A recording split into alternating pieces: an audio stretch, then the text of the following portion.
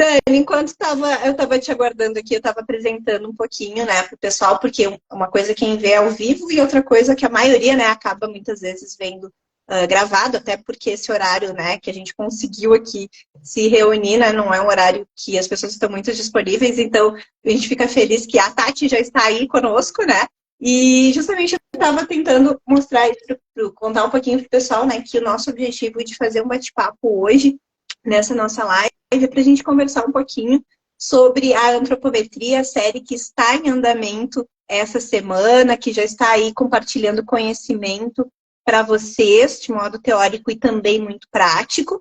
E também aproveitar essa oportunidade para contar um pouquinho para vocês sobre o nosso curso, o curso de dimensionamento de posto de trabalho, um curso extremamente de antropometria na prática, para quem não tem nenhum conhecimento, aplicar. Para quem já tem, nós temos um depoimento, né, de quem já fez esse curso, que tinha curso de pós-graduação e que disse que não tinha aprendido tanto no curso de pós-graduação do que, né, como nesse curso, porque ele é conhecimento prático aplicado e somente o que vocês precisam, né, porque a gente sabe que hoje em dia, até pela questão de tempo, pela questão de disponibilidade, então a gente quis fazer um curso bem focado no que vocês precisam. Então essa live hoje, ela tem esse grande objetivo, a gente conseguir conversar um pouquinho mais com vocês, estar presente aqui, né, no Instagram, porque muitas vezes a gente não tem conseguido acompanhar tão de perto, né, todas essas demandas que vão surgindo, e contar um pouquinho para vocês, então, sobre as nossas experiências da antropometria e convidar vocês para conhecer um pouco mais desse curso. É isso, né, Dani? Perfeito. E eu acho que a gente poderia também colocar, né, qual foi o nosso motivador para este curso, né? Porque assim, a antropometria, ela é muito fascinante. A partir do momento em que a gente tem a compreensão exata do que ela é capaz de transformar e contribuir em diferentes áreas, mais nós nos dedicamos a esse domínio específico da ergonomia.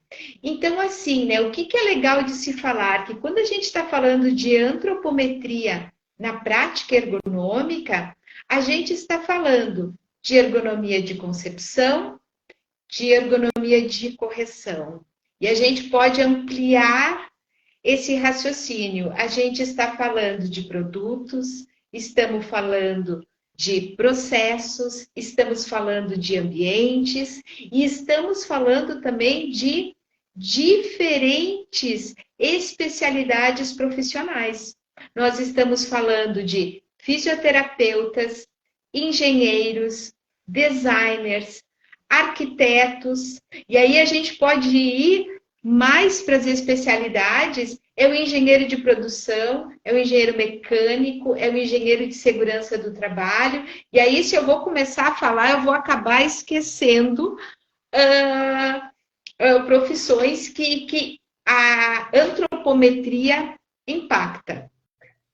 Mas o mais importante é também o alinhamento da base antropométrica com as necessidades da legislação, de transformação das condições de trabalho e desse movimento contínuo de melhoria contínua, puxado pelas demandas da legislação, mas também pelo Kaizen, né? E até da própria motivação humana, onde a gente sempre está querendo melhorar, inclusive na casa da gente, onde é possível e necessário o uso da antropometria.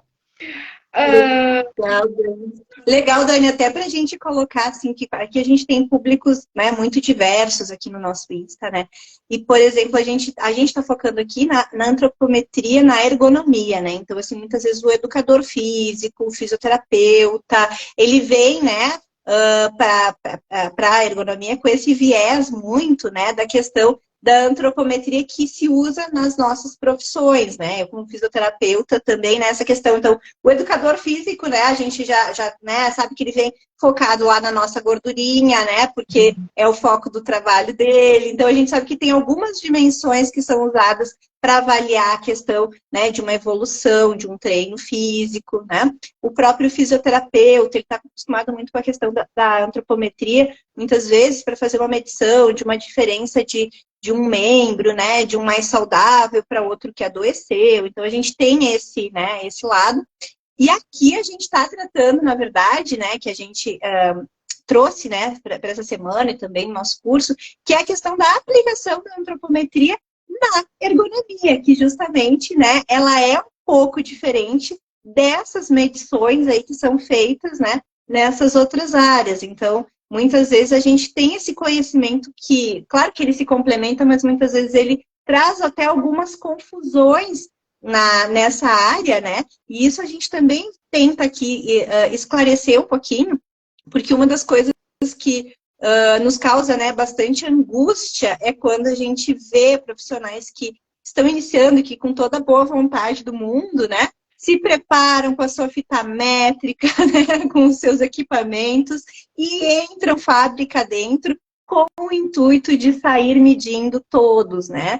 E isso é um viés muito forte da área, né? Que a gente tem tanto da área da saúde, como, né, da própria questão da fisioterapia, da educação física. E isso, assim, eu lembro que nós também fizemos isso, né, na nossa época de pós-graduação, né? E a professora Lia, que era nossa mentora, a professora Lia ficava muito brava, né? Quando a gente fazia isso, e a gente insistia nos levantamentos antropométricos personalizados, e a professora Lia, ela ficava muito brava, e ela dizia os erros das questões todas de antropometria não é só pela falta de dados, mas muitas vezes pela aplicação errada, né, desses dados. E eu acho que isso é uma das coisas que a gente traz também nessa semana na série, para discutir com vocês, e também lá abordando no nosso curso, né, que esse viés, ele é um viés com outro objetivo,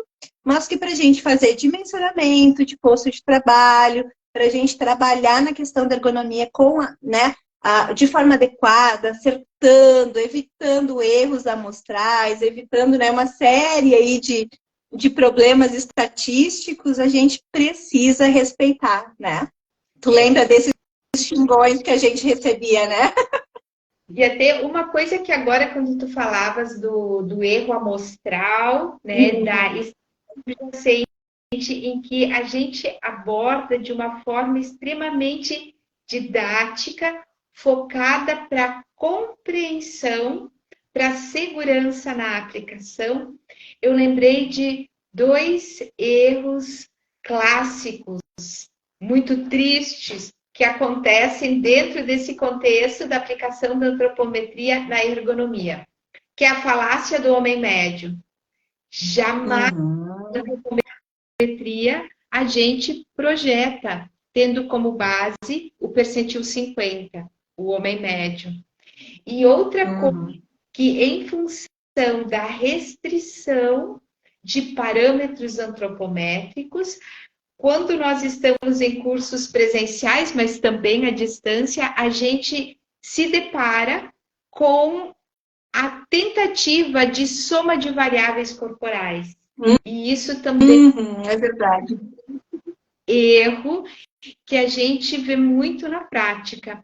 Então, assim, o curso, a série, ela vai trazer um pouquinho, né, de tudo vai ser abordado, melhor, de tudo o que é abordado no nosso curso da Hotmart, que tem 1 hora de duração, que ele é 100% gravado, e entre os tópicos comentados são justamente esses erros, para que as pessoas tenham a base para o direcionamento assertivo da aplicação dos dados antropométricos. E já pegando aqui o fôlego, vamos trabalhar em 1 hora a aplicação? Sim, nessa 1 hora é dada a base necessária para uso seguro a partir da compreensão, do entendimento do que é.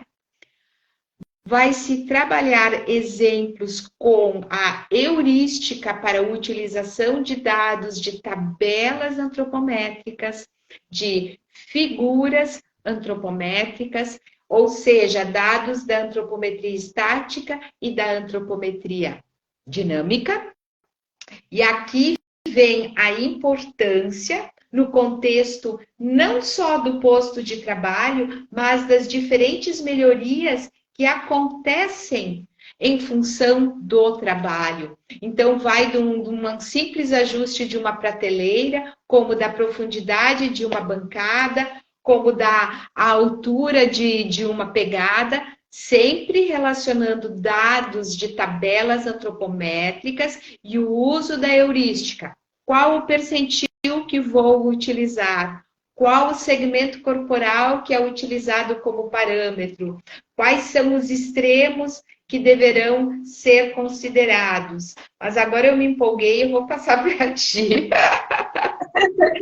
Sabe que assim, Dani, eu tô te ouvindo aqui e eu sei que isso é uma das coisas que gera muita polêmica, porque até isso é uma das questões, ainda que é discutida entre grandes profissionais da ergonomia, e que muitas vezes a gente vê dos nossos colegas e a gente vê muito se repetir isso. E quando a gente dá aula nos cursos de pós, e eu vejo esse viés que vem muito até do pessoal da fisioterapia, né? Que é o pessoal da minha área, eu vejo muito isso, que essa questão mesmo de tentar fazer os levantamentos antropométricos, de tentar buscar dados. Então, assim, eu sempre coloco isso, que uma coisa é termos esses dados da empresa, e por que a NR17, ela sempre nos solicita, né, lá dentro, quando a gente faz uma análise ergonômica do trabalho, a questão de dados antropométricos para a gente conhecer o nosso trabalhador.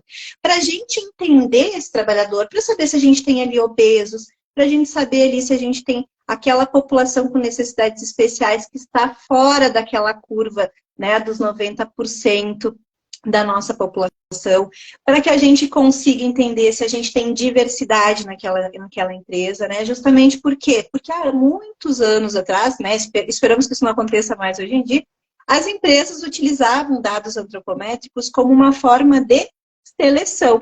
Então, ao invés delas adaptarem o seu mobiliário, adaptarem o seu maquinário, elas faziam o contrário, elas selecionavam. Então, elas não contratavam trabalhadores muito baixos, elas apenas contratavam determinadas alturas, porque era o que não iria dar problemas médicos. Então, havia um inverso, né, da questão ergonômica. Então, por isso que, né, na NR17, trazia-se muito essa questão da necessidade de levantarmos esses dados antropométricos, né, dentro dessa questão das análises ergonômicas.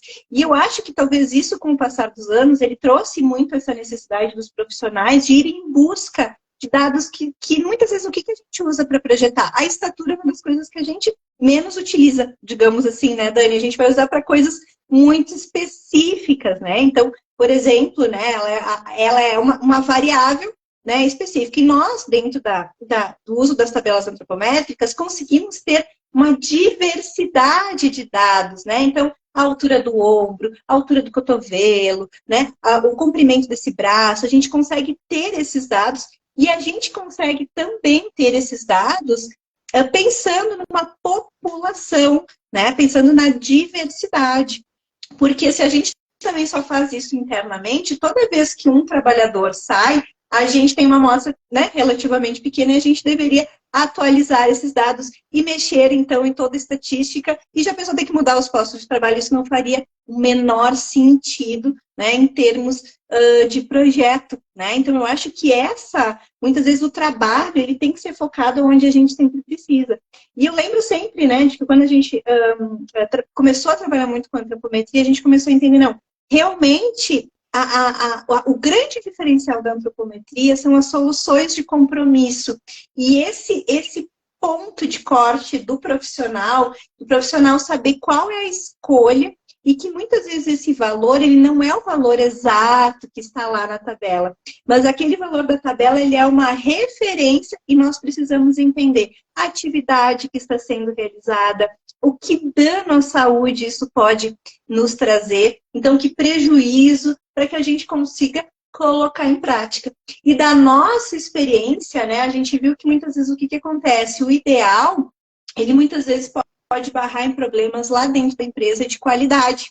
Então, a gente teve, né, uma situação de trabalho em que nós calculamos e dimensionamos uma altura, né, de um equipamento de trabalho, e quando nós chegamos na fábrica com as dimensões, a engenharia de qualidade e a engenharia de produção tiveram que estar juntos e nós tivemos que tomar uma decisão em conjunto, né, então essa solução de compromisso, porque haveria, aquela altura traria prejuízos ao processo, traria prejuízos à qualidade. Então, nós tivemos que trabalhar ali a questão de quanto aquela flexão de tronco ela impactaria, até onde nós conseguiríamos chegar e até onde eles conseguiriam chegar.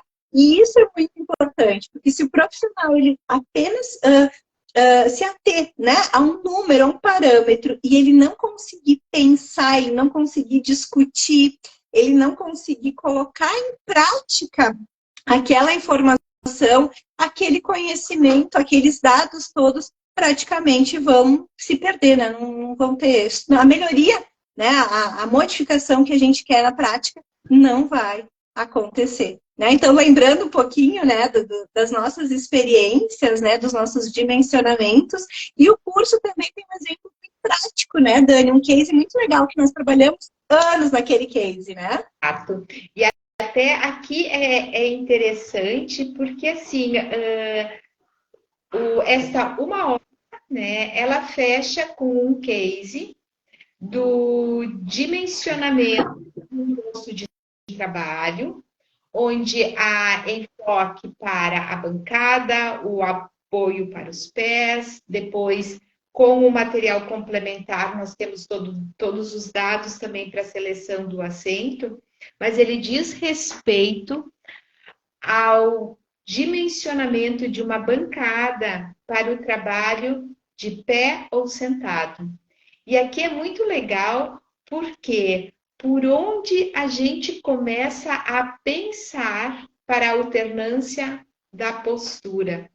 Então, é lógico que o primeiro ponto é a análise da tarefa, das atividades, para saber se é possível ou não realizar essa atividade alternando as posturas, e é lógico, com a participação efetiva daquele que faz e dos outros colegas da fábrica. Mas no momento em que tu tens essa definição desta possibilidade, é que tu vais tomar o teu partido de projeto. Ou tu vais caminhar para a partir daquele parâmetro, tu segues o teu dimensionamento na postura de pé, ou tu vais assumir este outro direcionamento. Então, é disso que trata o encerramento do nosso curso. E nós colocamos ali o protótipo, né? E trabalhamos com vocês, além das questões dimensionais, das diretrizes e dos parâmetros quantitativos, que também constam na apostila digital, a condução do teste na fase do protótipo. Então, tudo aquilo que a Lucimara falou, da tomada de decisão, a gente está trazendo não só aquela antropometria estática de um dimensionamento ali com a base estatística, com o uso da tabela, mas não, com o referencial da nossa prática, trazendo a importância do teste, trazendo a importância da participação de todos neste processo do uso dos dados antropométricos na ergonomia. Legal. Pode falar, Dani. Não, eu sei que alguns, né, podem se questionar que, por exemplo, algumas pessoas, alguns profissionais, por exemplo, da arquitetura, né, muitas vezes já existem alguns livros com algumas dimensões, né, prontas ali, né, mas muitas vezes o que acontece? Isso não se ajusta, né, muitas vezes aos exemplos da fábrica, justamente porque na fábrica cada atividade é única. e cada posto de trabalho é específico. Então, é muito difícil esses exemplos práticos da ergonomia, dessas necessidades, elas estarem muitas nesses livros, né, de arquitetura já com dimensionamentos prontos. Ali a gente tem uma mesa de escritório, ali a gente tem uma bancada de cozinha, a gente tem um balcão de loja, né? E muitas vezes isso para quê? Com valor fixo, um valor que não se ajusta àquela atividade específica, né? Então a gente precisa entender o porquê da escolha dessas medidas, né? E não somente aquela medida pronta, aquela medida, é 75 centímetros, né? Então a gente precisa entender, mas e se eu mudar aqui, eu aumentar 5 centímetros, se eu diminuir 5 centímetros, se a atividade requer mais movimento de membro superior, se a atividade requer mais movimento de tronco, né? E essa bancada que a gente ficou anos, né, tentando chegar no modelo ideal, porque foi se testando e foi se trabalhando nela, justamente por quê? Porque pensando naquele produto que aquela empresa fazia, que era único, né? Então a gente não tinha um parâmetro, né, de referência que se adequasse exatamente. E aí os trabalhadores vinham sempre relatando, aqui está faltando uma coisa, aqui está faltando outra, a gente não conseguia um apoio de pé tão fisiológico, né? Acabava sendo um apoio pouco prático, as pessoas não regulavam, né? Que a grande questão, muitas vezes a gente diz, mas é só colocar regulagem e as pessoas regulam.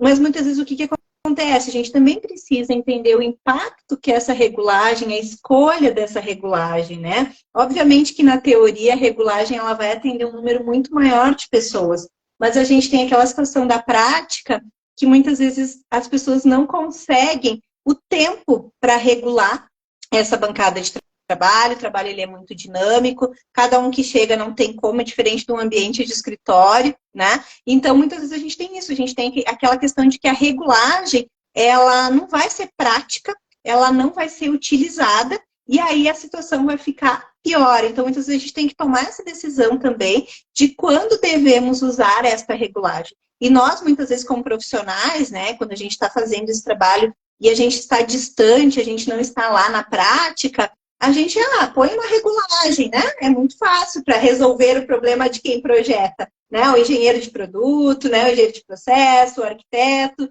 E é isso aqui na prática, são inúmeros os casos, né?